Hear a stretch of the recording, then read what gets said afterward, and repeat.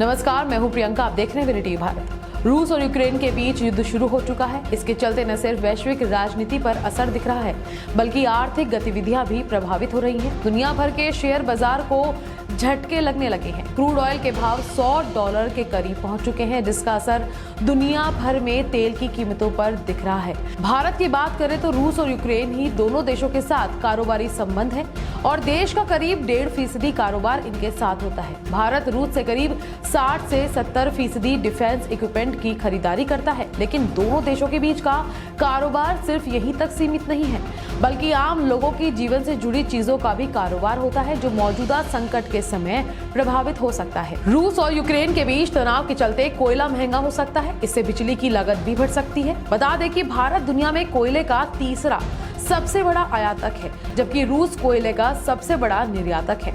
रूस दुनिया में सबसे ज्यादा गेहूं एक्सपोर्ट करता है और यूक्रेन भी काफी गेहूं निर्यात करता है। मौजूदा तनाव का असर गेहूं की अंतर्राष्ट्रीय कीमतों पर पड़ सकता है, जिसका कुछ न कुछ दबाव घरेलू बाजार पर भी पड़ सकता है।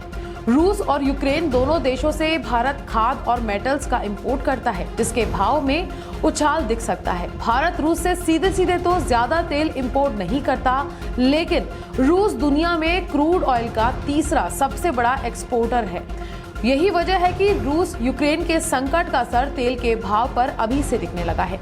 क्रूड ऑयल अभी भी $100 प्रति बैरल के करीब पहुंच चुका है, जबकि भारत में पेट्रोल डीजल के भाव अभी $82 से $83 प्रति बैरल के हिसाब से हैं। 5 राज्यों में विधानसभा चुनाव के चलते पिछले करीब 111 दिनों से देश में पेट्रोल डीजल के भाव स्थिर हैं, लेकिन चुनाव खत्म होने के बाद महंगे क्रूड की कड़ी मार लोगों पर पड़ सकती है। भारत रूस से कोयला, खाद, मिनरल फ्यूल्स, ज्वेलरी, मेटल्स इत्यादि का इंपोर्ट करता है और यूक्रेन से भी बड़ी मात्रा में खाद, रसायन, कोयले इत्यादि का आयात करता है। अब मौजूदा तनाव का असर इंपोर्ट पर पड़ने से कीमतें बढ़ने के आसार दिख रहे हैं। रूस और यूक्रेन को भारत इलेक्ट्रिक सामानों, दवाइयों वगैरह का एक्सपोर्ट करता है। ऐसे में दोनों देशों के बीच युद्ध जैसे माहौल से भारतीय कारोबारियों के भी हित प्रभावित होंगे। कॉमर्स मिनिस्ट्री की वेबसाइट पर उपलब्ध आंकड़ों के मुताबिक भारत और रूस के बीच वित्त वर्ष 2021-22 के शुरुआती 9 महीनों में 70,13,235.93 लाख रुपए और यूक्रेन से 17,47,197.74 लाख रुपए का कारोबार हुआ था। रूस और यूक्रेन के हालातों के बारे में हर कोई जानता है। अब इसका क्या असर पूरी दुनिया में पड़ेगा, ये तो देखने वाली बात होगी। अभी के लिए फिलहाल इतना ही। नमस्कार।